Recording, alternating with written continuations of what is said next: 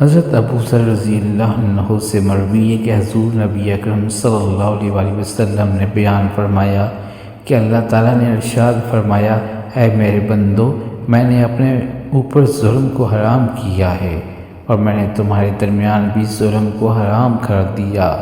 لہذا تم ایک دوسرے پر ظلم نہ کرو۔ اے میرے بندو، تم سب گمراہ ہو سوائے اس کے جس کو میں ہدایت دوں، سو تم مجھ سے ہدایت طلب کرو، میں تم کو ہدایت دوں گا۔ اے میرے بندو، تم سب بھوکے ہو سوائے اس کے جس کو میں کھانا کھلاؤں، بس تم مجھ سے کھانا طلب کرو، میں تم کو کھلاؤں گا۔ اے میرے بندو، تم سب بے لباس ہو سوائے اس کے جس کو میں لباس پہناؤں،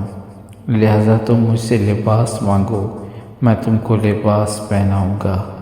اے میرے بندو، تم سب دن رات گناہ کرتے ہو اور میں تمام گناہوں کو بخشتا ہوں، تم مجھ سے بخشش طلب کرو، میں تم کو بخش دوں گا۔